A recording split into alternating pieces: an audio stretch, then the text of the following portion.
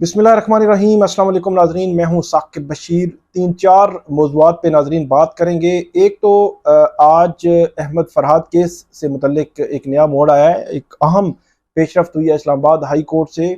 इसके अलावा supreme court से मखसूस नशिस्तों वाले केस में बड़ी अहम पेशरफ्त है और सुप्रीम कोर्ट ने फुल कोर्ट तश्कील दे दी है। इस फुल कोर्ट के में कौन कौन से जजेस शामिल होंगे? जस्टिस मुसर्रत हिलाली, जिनका गुज़श्ता दिनों जो है वो तबीयत ठीक नहीं थी, तो वो इस बेंच का हिस्सा नहीं है। अवेलेबल जो जजेस हैं उन पर मुश्तमिल ये जो है वो फुल कोर्ट तश्कील दी गई है। इसके क्या असरात होंगे, इस पर हम बात करेंगे। इसके अलावा जस्टिस तारिक महमूद जहांगीरी जो इस्लामाबाद के ट्रिब्यूनल हैं, इलेक्शन ट्रिब्यूनल हैं, उनकी जानिब से बड़ी सख्त तंबीह की गई है कि अगर केस लटकाने की कोशिश हुई तो फिर वो जो मुअत्तल कर सकते हैं, मेंबरशिप भी मुअत्तल कर सकते हैं उन अरकान असम्बली की जो MNA बन चुके हैं।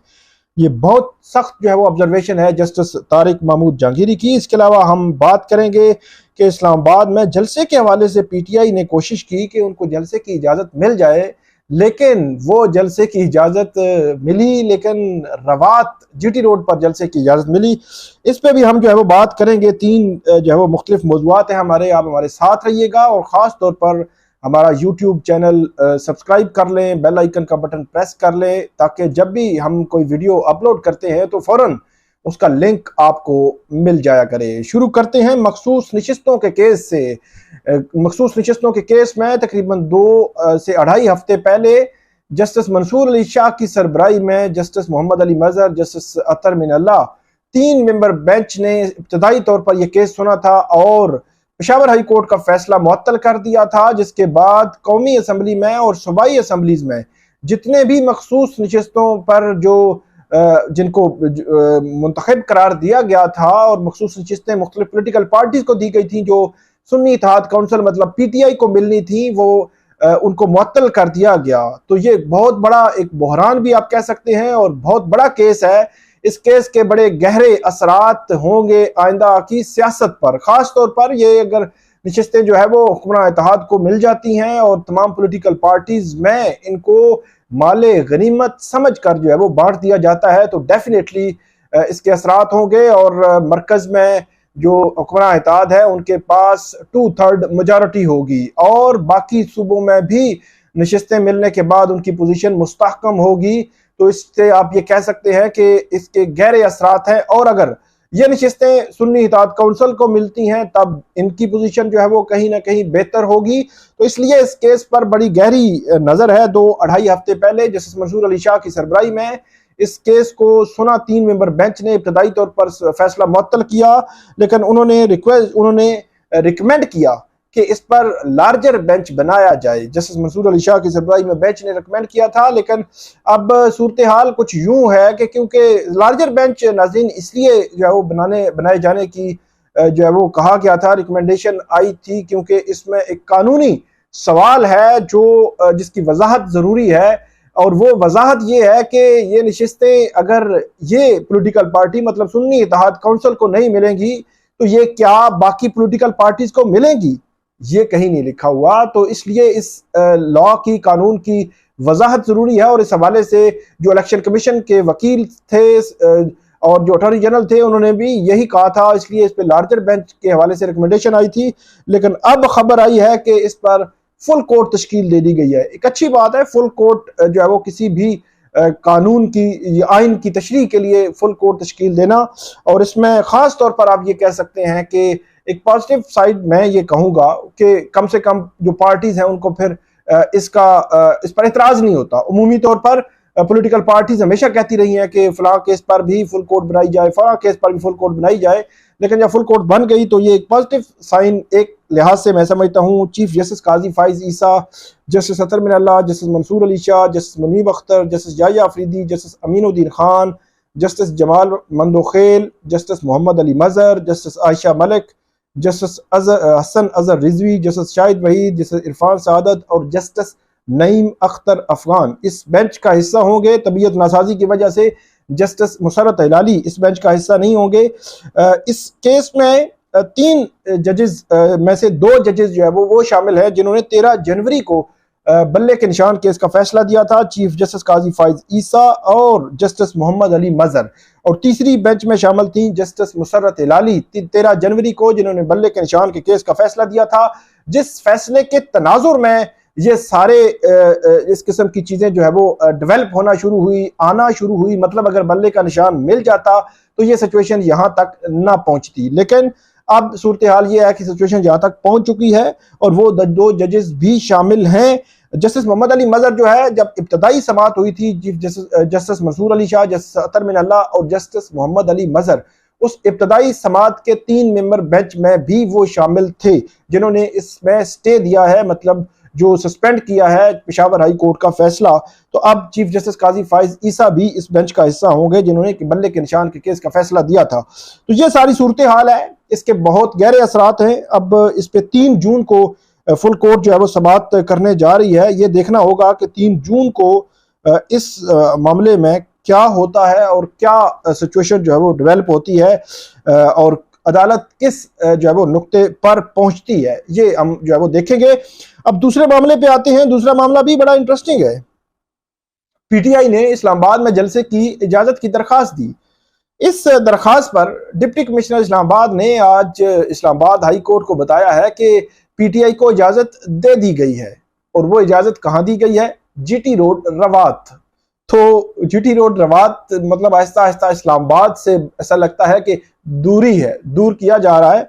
और इसमें जिली इंतजामिया ने यह बताया, लेकिन शुएब शाहीन ने कहा कि हमने तो F9 पार्क में जलसे की इजाजत मांगी थी, लेकिन इन्होंने वहां पे इजाजत दी है। तो अब शुएब शाहीन जो पीटीआई के वकील हैं, वो ये कहते हैं कि हम इस फैसले को चैलेंज करेंगे। मतलब हम जीटी रोड रवात पर जलसा नहीं बल्कि इस्लामाबाद के F9 पार्क में जलसा करना चाहते हैं।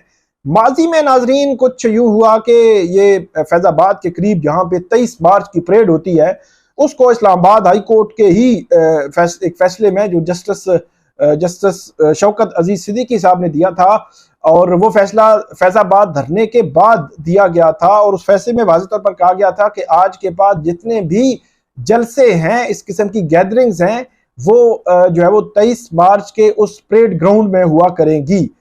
उसको डेमोक्रेसी पार्क का नाम भी दिया गया था, लेकिन इस्लामाबाद इंतजामिया उसको नहीं देख रही और इस्लामाबाद हाई कोर्ट भी उस हवाले से फर्दर कोई जो है वो, क्योंकि जस्टिस शौकत अजीज सिद्दीकी जा चुके हैं, तो अब देखना है कि इस पे क्या होगा। लेकिन पीटीआई कह रही है कि हम इस फैसले को चैलेंज करेंगे और इसमें हम जो है वो कोशिश करेंगे कि हमारी F9 पार्क में हमारी जो दरखास्त है उस हवाले से मंजूर हो जाए। अब तीसरा जो मामला है वो भी बड़ा इंपॉर्टेंट है। अहमद फरहाद केस आज इस्लामाबाद हाई कोर्ट में लगा हुआ था। जस्टिस मोहसिन अख्तर कियानी ने इस पर समाअत की है और इसकी समाअत 7 जून तक अदालत ने मुलतवी कर दी है।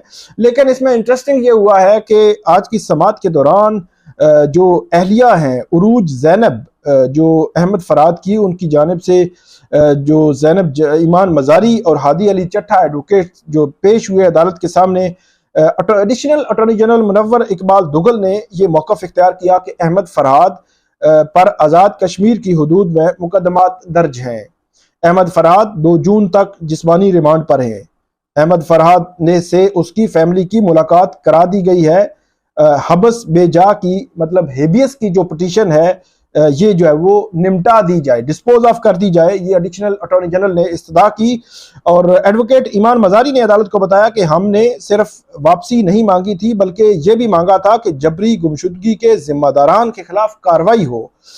जस्टिस मोहसिन अख्तर कियानी ने कहा यह केस सिर्फ तब खत्म होगा जब वो अदालत में पेश होगा। और जस्टिस मोहसिन अख्तर कियानी ने यह भी कहा कि जिस दिन अहमद फरहाद कोर्ट में आएगा हम पिटीशन निमटा देंगे। Additional attorney general Munawwar Iqbal Dugal जो है वो उन्होंने कहा कि कश्मीर फॉरेन टेरिटरी है जिसका अपना आइन और अपनी अदालतें हैं। आज़ाद कश्मीर में पाकिस्तानी अदालतों के फैसले गैर मुल्की अदालतों के फैसलों के तौर पर पेश किए जाते हैं। एडवोकेट ईमान मज़ारी ने कहा कि यहाँ से फैमिली धीरकोट थाने गई, आज़ाद कश्मीर पूरा पुलिस स्टेशन और लॉकअप जो है वो देखा, लेकिन अहमद फरहाद वहाँ मौजूद नहीं थे। एडवोकेट ईमान मज़ारी ने मजीद कहा कि पूछने पर बताया गया कि दहशतगर्दी एक्ट के तहत जो है वो उनके खिलाफ मुजफ्फराबाद एक केस जो है वो दर्ज किया गया है और उनको मुजफ्फराबाद ट्रांसफ़र कर दिया गया है। एडवोकेट ईमान मजारी ने अदालत को बताया कि वहां पहुंचे तो पुलिस वालों ने कहा हमारा पर्चा है, लेकिन वो थाना में नहीं SHO के पास है। तो एडवोकेट ईमान मजारी ने कहा कि अहमद फरहाद को मिलने के लिए 14 किलोमीटर दूर वो गए और उनकी हालत अच्छी नहीं थी। एडिशनल अटॉर्नी जनरल ने कहा कि हमारे इल्म में 2 मुकदमात हैं। जस्टिस मोहसिन अख्तर कियानी ने कहा कि जो 29 मई को गिरफ्तारी हुई, हम इससे पहले वाले वक्त को ढूंढ रहे हैं कि वो कहां था। प्रोसिक्यूटर जनरल इस्लामाबाद ने कहा कि सर ये वहां की अदालत देखेगी। जस्टिस मोहसिन अख्तर कियानी ने कहा कि हर शख्स को कानून के दायरे में रहकर काम करना चाहिए। प्रोसिक्यूटर जनरल इस्लामाबाद ने कहा कि अब उन्होंने कानून के दायरे में रहकर काम किया है। एडवोकेट ईमान मजारी ने कहा कि अदालत ने कवानीन और तरीकाकार के गलत इस्तेमाल को भी देखना है। जस्टिस मोहसिन अख्तर कियानी ने रिमार्क्स दिए कि हमने कानून के गलत इस्तेमाल का ही तो तयन करना है। प्रोसिक्यूटर जनरल इस्लामाबाद ने कहा कि जिस तरह यहां 9 मई के वाकयात हुए, वहां मतलब आजाद कश्मीर में, वहां पर भी एहतजाज पर मुकदमा दर्ज हुए हैं। जस्टिस मोहसिन अख्तर कियानी ने कहा अहमद फरहाद पर कितने पर्चे हुए हैं? पुलिस ने एहतजाज पर 30-40 पर्चे तो दे दिए होंगे। मैं अभी मजीद इस पे कमेंट नहीं करूंगा वरना पर्चों की तादाद बढ़ जाएगी। अदालत ने अहमद फरहाद की बाजियाबी की दरखास्त निपटाने की वफाकी हुकूमत की और प्रोसिक्यूटर जनरल इस्लामाबाद की इस्तदा मुस्तरद करते हुए समाअत 7 जून तक मुलतवी कर दी है। बहुत अहम मोड़ है। अदालत ये चाह रही है कि अहमद फरहाद 14 मई से लेकर 29 मई के दरमियान कहाँ थे, ये हमने पता लगाना है। और ये भी कह रहे हैं कि जब वो पेश होंगे तो हम इस दरख्वास्त को निपटा देंगे।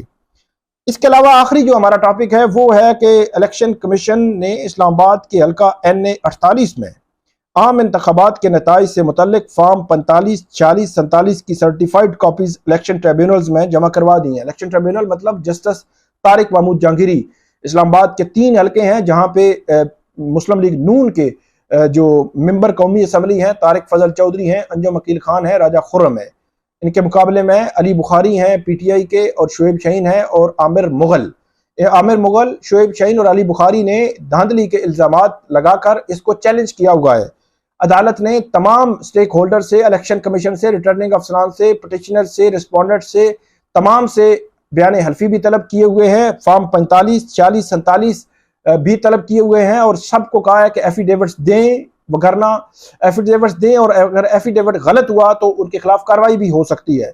और जस्टिस तारिक महमूद जहांगीरी ने पिछली 2 समातों में बड़ा वाज़ेह तौर पर जो तारिक फजल चौधरी, अंजुम अकील खान और राजा खुर्रम नवाज के वकील हैं, वकला हैं, उनको वाज़ेह तौर पर यह कहा है कि अगर किसी ने केस लटकाने की कोशिश की तो उनकी मेंबर भी मुअत्तल हो सकती है। और यह भी कहा कि यह सिविल केस नहीं है, ना ही आर्टिकल 199 के तहत कोई पिटीशन है, बल्कि इलेक्शन ट्रिब्यूनल है, आपके खिलाफ सख्त कार्रवाई भी हो सकती है। अदालत ने जो इलेक्शन ट्रिब्यूनल ने जो बड़ा मामला दिया है, एक तो इलेक्शन कमीशन की जानिब से फॉर्म 45, 40, 47 की सर्टिफाइड कॉपीज इलेक्शन ट्रिब्यूनल में जमा करा दी गई हैं और ट्रिब्यूनल में ने इसी हल्का के रिटर्निंग अफसर और फातह उम्मीदवार राजा खुर्रम नवाज को अदम हाजिरी पर 15 हजार रुपए जुर्माना, शुएब शाहीन के जो हल्का है वहां के रिटर्निंग अफसर को 15,000 रुपए जुर्माना पहले हो चुका है और यहाँ के MNA को भी, राजा खुर्रम नवाज को भी 15,000 और रिटर्निंग अफसर को भी 15,000 जो है वो जुर्माना हो चुका है। जस्टिस तारिक महमूद जहांगीरी ने कहा कि जीतने वाला उम्मीदवार पेश ना हुआ तो रुकनियत मुअत्तल होगी। जस्टिस तारिक महमूद जहांगीरी ने रिमार्क्स दिए, हमने ये फैसला करना है कि इलेक्शन शफाफ हुआ है या नहीं। कोर्ट अपने तरीके से ऑर्डर करेगी और अमल दरामद भी करवाएगी। पेश ना होने वालों के खिलाफ यकतरफा कार्रवाई होगी। ये 3 जो है वो हल्के हैं। उसके हवाले से इलेक्शन कमीशन के वकील ने जो इलेक्शन ट्रिब्यूनल को कहा कि हमें कुछ चीजें हाई कोर्ट के ऑर्डर्स से मुतल्लिक नहीं मिल सकी। जैसे तारिक महमूद जहांगीरी ने कहा हम ऑर्डर कर देते हैं, आपको इलेक्शन ट्रिब्यूनल से मुतल्लिक तमाम चीजें मिलेंगी और छोटी चीजों पर झगड़ा नहीं करेंगे। हमने इस बात पर फोकस करना है कि इलेक्शन शफाफ हुआ या नहीं। जीते हुए लीगी उम्मीदवार राजा खुर्रम नवाज ने ताहाल तस्दीक शुदा फॉर्म 45, 46 और 47 जमा नहीं करवाए और यहाँ पे ट्रिब्यूनल के हुक्म पर अमल दरामद लाजमी है, ये अदालत ने कहा। और यह भी कहा कि वरना इसके नताइज होंगे। जो ट्रिब्यूनल आए हैं वो जवाब दें, जो नहीं आए उसके खिलाफ ऑर्डर होगा। आज भी रिटर्निंग अफसर नहीं आए, इन पर 15,000 रुपए जुर्माना आयद किया जाता है और ये तो हम जो है वो नरम ऑर्डर कर रहे हैं, अभी जेल नहीं भेज रहे। इलेक्शन ट्रिब्यूनल ने दौरान समाअत एक फॉर्म 45 का मवाजना किया। इस दौरान मुस्तफ़ा नवाज खोखर और PTI उम्मीदवार अली बुखारी के फॉर्म 45 मैच कर गए। NA 48 से जीतने वाले लीगी रहनुमा राजा खुर्रम नवाज के वकील अदालत में पेश हुए। कहा, हमें तस्दीक शुदा फॉर्म्स नहीं मिले। इलेक्शन ट्रिब्यूनल ने कहा, यह कैसे मुमकिन है? इलेक्शन कमीशन जीतने वाले को तो सारी मुसद्दका चीजें मुहैया करता है। फॉर्म 45 समेत तमाम फॉर्म्स की तस्दीक शुदा नकूल बयान हल्फी के साथ जमा कराएं। अदालत ने ये समातें 5, 6 और 7 जून तक जो है वो मुलतवी की हैं। अब तीनों हलकों की समातें जो है वो 5, 6 और 7 जून होगी। जस्टिस तारिक महमूद जहांगीरी इस केस को बड़ा सख्ती से आगे बढ़ा रहे हैं और अहम डेवलपमेंट भी जल्द इस केस में होने का इम्कान है। तो ये 4 अपडेट्स थी आज की। उम्मीद है आपको आज की हमारी वीडियो पसंद आएगी। इस पर फीडबैक दीजिएगा, कमेंट कीजिएगा। बहुत शुक्रिया।